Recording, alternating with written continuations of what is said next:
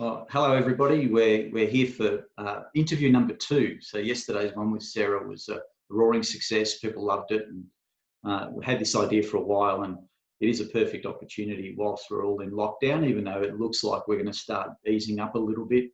It's just a great opportunity for us to catch up with the people we love and hear and see pictures of all the time. But what are they doing in isolation? So today I've got a really special guest. It's Luke Plapp. G'day, Luke. How are you? Hey, Ag, how are you, mate? Yeah, I'm pretty good, thanks. I'm looking outside and it's nice and wet, and so I doubt whether any of us will be out on the road today. But possibly you would have been out on Zwift on the Australian cycling team ride, but you're not. You want to tell us what's going on with you? Yeah, well, I'm actually quite thankful that the weather's not great. It makes me not want to be out there, so I've broken my collarbone. So I'm stuck inside and not doing too much. So when the weather's nice, I really feel like I'm missing out. But when it's raining, I'm quite happy inside. But yeah, the other boys are on Zwift and riding with everyone else in Australia, which is pretty cool. Yeah, I mentioned yesterday to Sarah that it is a pretty surreal feeling when you're riding with people who you look up to, or some old legends, etc. And you're certainly not an old legend, but lots of people would be pretty excited riding with Luke Plapp and Cal O'Brien, etc. Now, you've had a fairly eventful last few weeks. You're off the bike at the moment. Do you want to take us through that?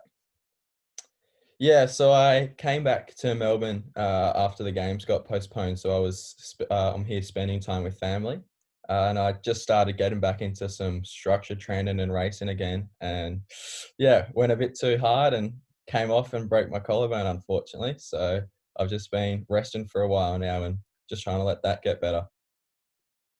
So you can't go out with more than 2 people anyway, right? So you hurt yourself. Were you completely on your own? Yeah, me, myself, and this pothole that I smashed into. So obviously the phone wasn't smashed. You could make a phone call. Somebody came and got you, yeah? Yeah, so I crashed, got up, walked over, got my phone, and I was in North Melbourne actually. So my best mate lives there. So I gave him a call and I was like, "Look, I need some Panadol. I'm not in a good way." And then after I called him, I called Dad straight away because I knew he'd be a bit longer. Because at this stage I was like, I think I've broken it, but I didn't want to call the ambo myself just in case. And as soon as my mate and Dad got there, they were like, "Yeah, she's broken." So Dad called the ambo, and luckily enough, I wasn't too far from the hospital, so I didn't have to wait that long. And it's always useful having a dad who knows what he's talking about too in that situation as well. And he would have made a quick diagnosis, like you said. And what was the look on his face? Was he like, oh, I don't know how to sugarcoat this, mate, but it looks bad? Well, usually the thing with mum and dad is they never take me to the hospital because they're like, "Oh, we know what we're doing. We'll sort it out at home. Don't worry about that." But he was like, "Yeah, look, we should probably take you in."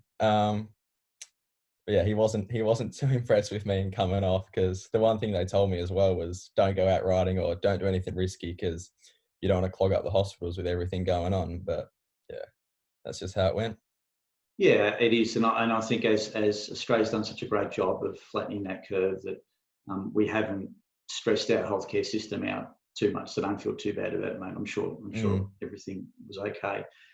Your Madison partner, my second yeah. cousin, Nathan Boff, he's gone out and looks like he's organised a sympathy injury. What happened there? Yeah. So one in all in, if one of your mates crashes, you've got to do it as well to make them feel better. So Buffy, as far as I know, was out mountain biking 2 days ago now. Went over this jump and straight over the handlebars, and has done quite a fair bit of damage to his wrist. But the story he told me was once he crashed, there was someone else that was coming down the trail and saw him and asked if he's all right. He's like, "No, I'm fine, I'm fine." And he was at this stage because of the adrenaline. Then the guys asked him again. He's like starting to get a bit white and dizzy. Still said no. And then on the third time, he's like, "Oh, yeah, maybe I'm not too good. Could you drive me to the hospital?" So he got driven to the hospital, and 5 fractures, I believe. And he looks like Iron Man with something that they've plated into his wrist. Yeah, you and I have seen that photo this morning, and it's horrific, and it's not coming out. So it looks like he's got a No. toolkit in there. And he might go off at airports and all that sort of thing. But yeah, that's true mateship when someone just goes down and takes one for the team as well. Hey, he 100%. yeah, he's one of the many people who are friends with you from your time at Brunswick, and you're always Brunswick. But I love it when I see you at the track, and there's a clear camaraderie between you and the juniors that come up through the ranks with you. But I also see that you're very receptive and open to talking to younger riders, and you communicate just as well to the riders who preceded you. What's that link like with our club? I just really like how we all get together on, say, a Thursday night. I used to do the Tuesday nights, and it was the exact same, but haven't raced at the indoor for a while now. But yeah, on a Thursday night with Cam, Dave, yourself, and all the juniors, on a summer day, you get up to like 50 people. And it's just a really, really good environment. So you go ride for 30 minutes and then you go get a snag and talk with everyone and have some fun. So I really, really enjoy it. And when I was younger, I had like Loretta or James Payne as well, who used to talk to me and look after me. And I really looked up to them. So now it sort of just feels natural to want to do the same and give back to the little guys. Yeah, that's great. And now you can rely on James to maybe supply you with a bit of a song list and some dance tunes that can keep Yep. you motivated. I'm going to try something really cool here. Well, I think it's cool. I'm going to just swap the slide and put that up. That photo means a lot to a lot of us. I was there that day, but I cannot possibly speak of the relationship you have with Cam. It's only you and Cam that can do that. But that I just remember that night. That's when you won the TT, the ITT Nationals, and I believe that you could have stayed in Ballarat, and we all thought you were, and we're at the track, and suddenly, Plappy turns up, and it was. I know I don't want to make too big a deal of this, but it was godlike. Like this guy's come back, and he's just done something. We've all been talking about it, and suddenly you appear. It's as if we magically conjured you up. What does that photo mean to you? So yeah, straight after the TT, I came back to Brunswick rather than staying with the team in Ballarat.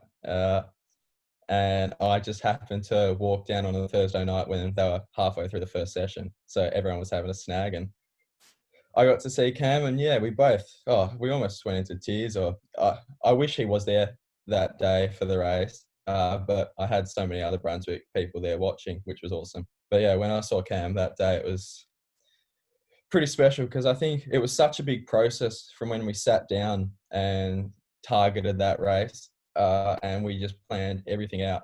And it was just like it was a perfect story and how it came together. And for me, that's one of my favorite photos that I see. And I think it shows that it's probably the biggest thing that he taught me was to always have fun. So we're having fun while we're doing that. So yeah, for me, I look back on that and smile every single time.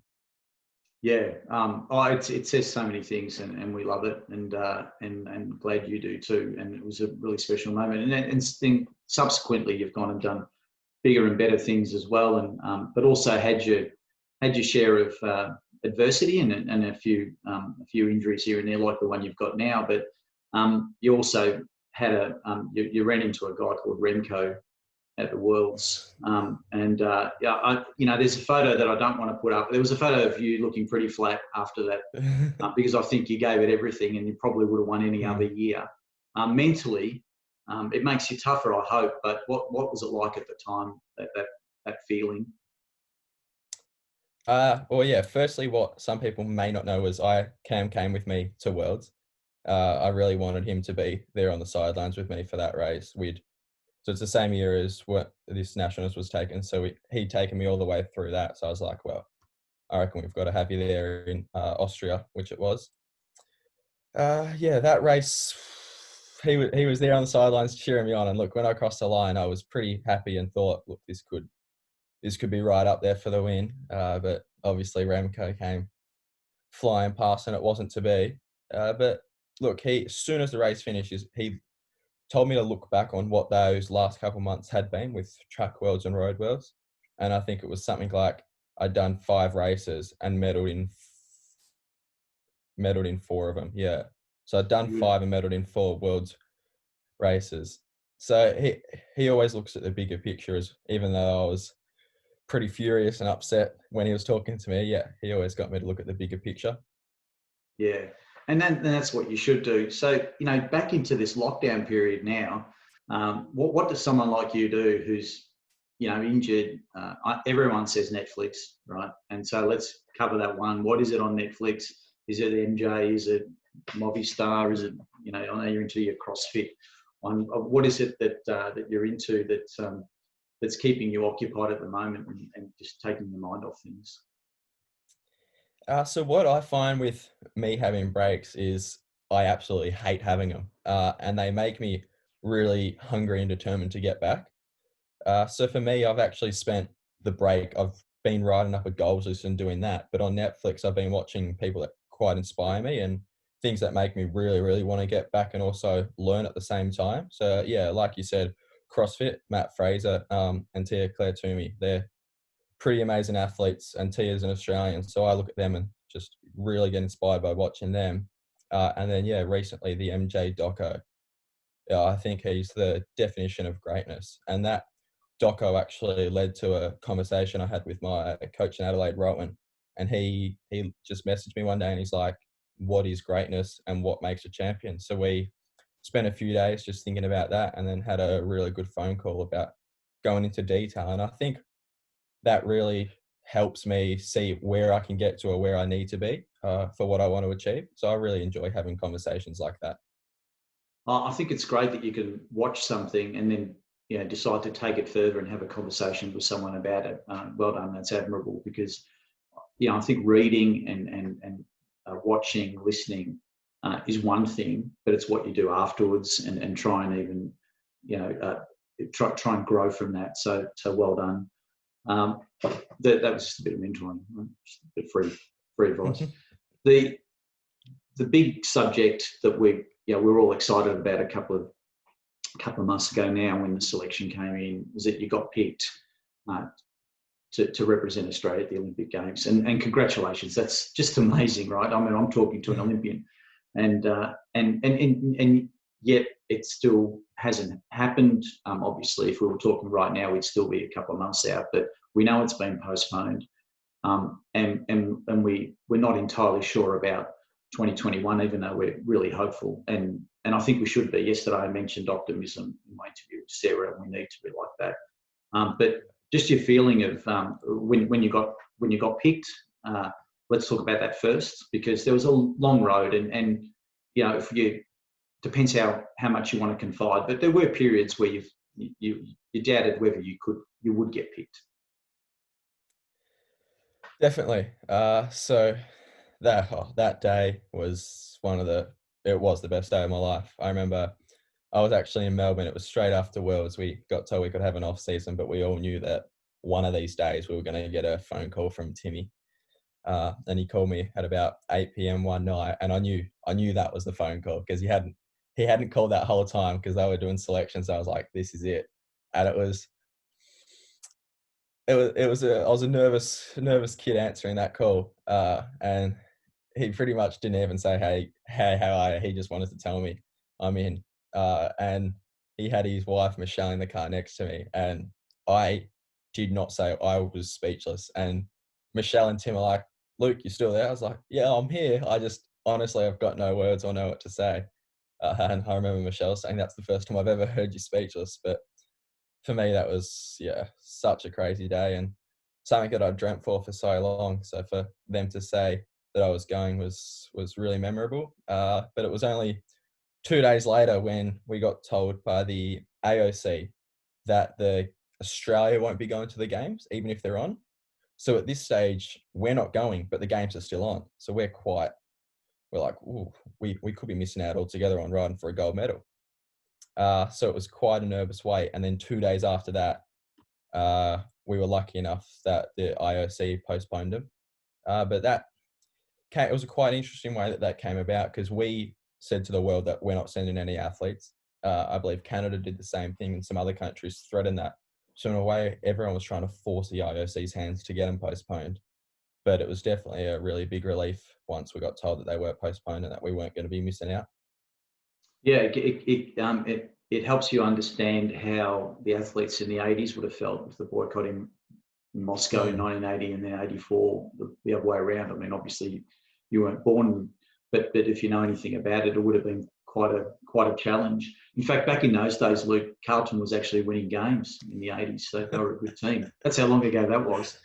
There was a stat that we spoke about before we went on air that as a teenager, you will not have experienced Carlton beating Richmond, and that's something you'll never get back now. So. Well, I do remember the one time we finished 9th, made the finals and still knocked you guys out. That was one of the best memories I've got. Apart from that, there hasn't been many lately. Well, that's the last time actually, and you were 12 because I looked it up. That's why I was confident with that stat about you being a teenager. You see, because it won't happen this year. So, but it's important to keep things in perspective, isn't it? So yeah, you go through a roller coaster of emotions. What brings you back to not reality, but what grounds you? Who do you confide in? Who do you look up to? What's the destination Luke Plapp goes to just chill, forget about things?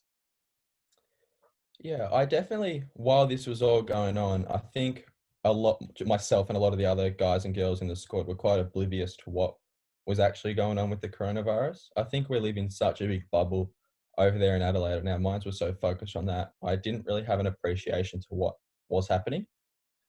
So once I got back to Melbourne after the games were postponed, I was with family, I was with friends, because lockdown hadn't happened just yet, because I came back pretty early. And I just got to see how they treated it all, and just be with my mates and almost take my mind completely off cycling. So for me, that was a really good way. And I caught up with Nath, Macca, Oscar Moore. So I caught up with my good mates that I'd catch up with outside of cycling. Like, they're my best mates. They're not just people that I see when I go to bikes. So for me, it was just catching up and completely taking my mind off it. And that's what, one, it gives me it refreshes me mentally. But in the long run, that makes me hungrier because I have had that time off, and then I'm keener to get back into it. Yeah, that's good. The way you communicate with your team now, we see things on TV, home gyms. How often do you check in with the coaches? Is there some sort of monitoring that's still going on? How does that work in this sort of environment? Yeah, so they've sorted us all out with the home gym. But I think that's the special part about our group, like not only the men's, but the girls. We've got such a great culture that we chat every day, or we always check in with each other. And sort of how I was saying with the Brunswick guys, we're all best mates off the bike. Like on a Rico day, we choose to hang out with each other. But Timmy sorts out a Zoom catch up that we have once a week.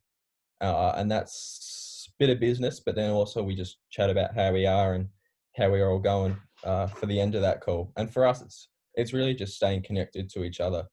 And Tim drives that culture. So for us, that's what keeps it good.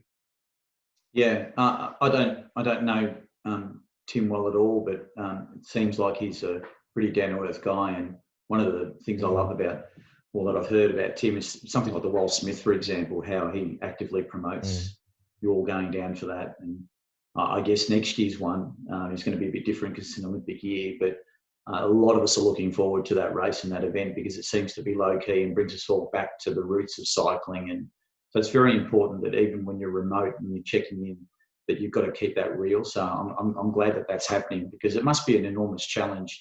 I read about football players who have gone back to their farms and they're thousands of kilometres away from where they would be, and it's just a difficult adjustment. So we're all in this with you, I guess, and we're all trying to keep our own lives on track because everyone's been disrupted. But you mentioned that bubble before, and I think we need to be aware of that. We need to be aware that you are taken out of a normal environment in the first place. So this is an even more unusual experience. It doesn't make you more special or need more attention than anyone else, but it's definitely important that we're aware of it.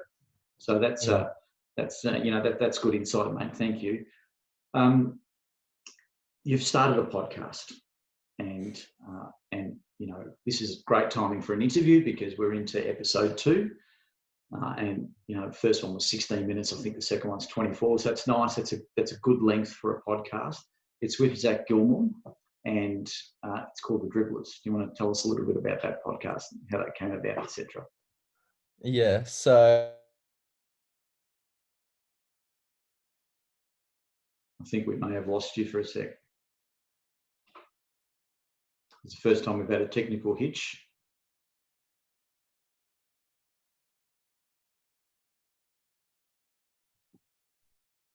we back.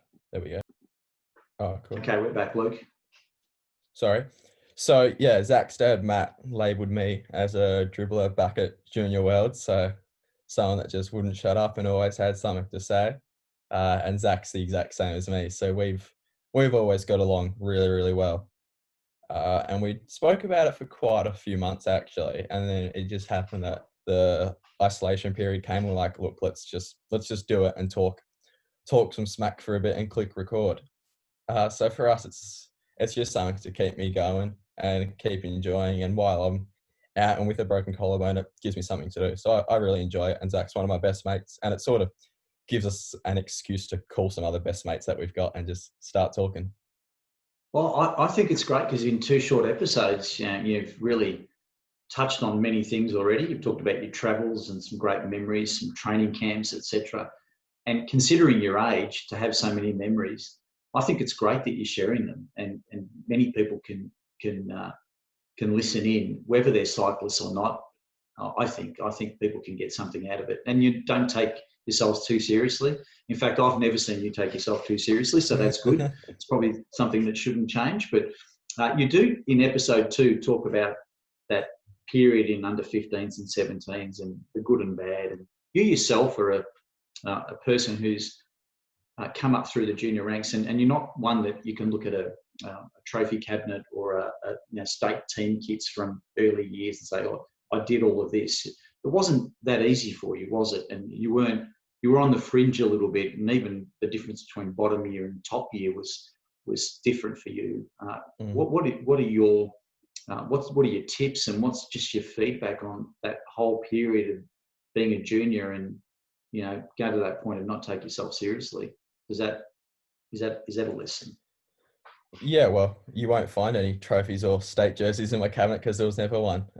Never made any of those teams. And I think probably half the reason was I was still enjoying myself at school and playing cricket and footy and doing all those things. And it wasn't really until I sat down with Cam and I was like, look, I want to take it seriously. And he sort of could see that I've gone from having fun and just riding to wanting to do something. So he put in that extra effort as well. But for other kids, I think it's a good example to show that, look, the juniors days don't mean too much. And if I look at who made those state teams back then, I really don't think there's many that are still riding these days as well. So I really think the biggest part is to just keep enjoying it and have that longevity, because it will lead, if you're enjoying it, it will lead to you wanting to ride more and more. And you will get those results the more you train. And you don't really miss an opportunity, do you? I mean, if you don't get picked for something, there is next year. And I mean, there is a point where your opportunities run out, but it's certainly not while you're a teenager. Yeah, for sure. Like, you've got under 15s, which at the time, and I agree, I was gutted when I didn't make the team. But at the time, you're like, that's the biggest thing. You get to under 17s, you're like, well, this is going to set up my life. Really doesn't. And look, under 19s still isn't the be all and end all, but it is the first time you can represent your country on a world stage. And I was lucky enough that was the first team I made in general. So I really enjoyed traveling. And I think that's the best part about under 19s is you can then travel overseas. When you're in under 15s and 17s, you really just NJTS with your friends and a couple interstate trips, and you're doing it for a bit of fun. So under 19s is when you can sort of make the jump to take it a bit serious. And second year under 19s was when I told Cam that was when I wanted to actually take this sport somewhere, and we set some goals. And that's then now led into me being in the Tokyo team in Adelaide, and I still message Cam almost every day, and he helps me set those goals, and we talk about everything. Yeah, that's fantastic. There are a few people who can say the same about Cam, quite a few over the years as well. But I think the balance that Cam gives as well makes him somebody that you can relate to outside of your group, so that he maybe not to validate, but a little cross check or another view. It's always important. I'm going to try another trick here and put another photo up. The lowest of the photos. We don't want this to go longer than your podcast, but we're having a bit of fun, I hope. No, it's good. So this one here, Cam put that up earlier this year. It's of you and Sarah. You got memories of that photo? Do you remember that time? Yeah, I do actually. So it was a Thursday night. Oh, look, I look tiny there, so I don't even want to say how old I was. So Peter Mazzarella had something to do with Target Trek back in the day. So he hooked me and Sarah up with the Target Trek kit. And that, for me, that was the coolest thing ever. Such a nice kit. And as always, on a Thursday night, we used to do some Madisons and have some fun with it all. And that was probably where I fell in love with Madisons, was with Cam and doing it all. And I think Cam's put that photo up every year for the last 3 years now, because there's something with me and Sarah that because the women usually race first, if she's got a result or won a race, just something seems to happen that I end up getting the result or doing all right. And this year, the same thing happened at TT Nats. I got up and then she got up, and it's just something that we have, and we seem to copy each other. And I think you can even see on my face there that I'm just all in at 100%. And that was just what I was taught to do. Yeah, it's great. It's a really beautiful photo, as there are many, and we keep rolling them out. And I think at this time, excuse me, when people are locked in at home, photos mean so much, because they can just look back and just remember another time, which we'll all get back to. Excuse me. I'm going to wrap up because we've been on for a bit. I'm going to promote the dribblers. I know that CV are putting out a post today about the dribblers as well. So we want as many people as possible to subscribe and to listen in, and we'll certainly support it. And I find it very interesting, as I said. Word association. Just want to finish off with some quick word association. Glen Mountain. Barbecue King. Cam Mcfarlane. Legend. It's the only way you can describe him. Dave Morgan. Most caring person and loves everyone equally. Hard to find one word for Dave, isn't it? Alf There Walker. is.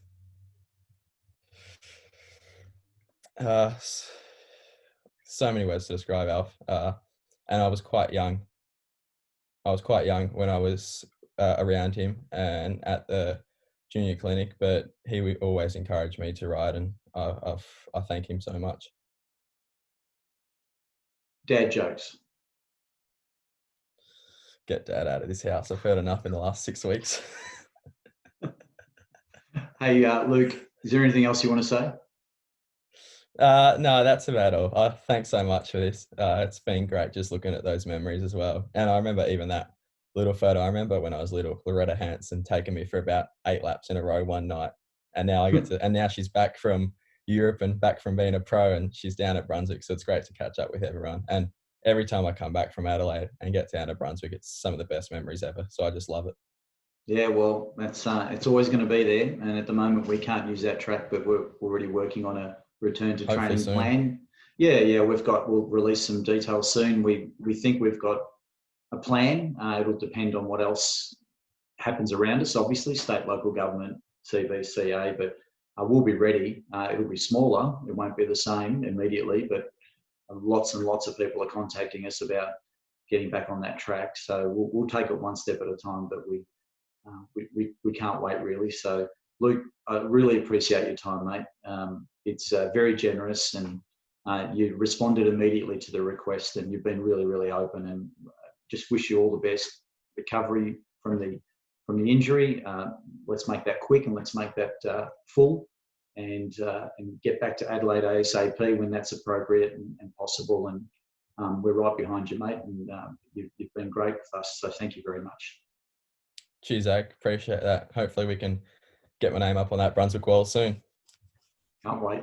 That'll happen. See ya.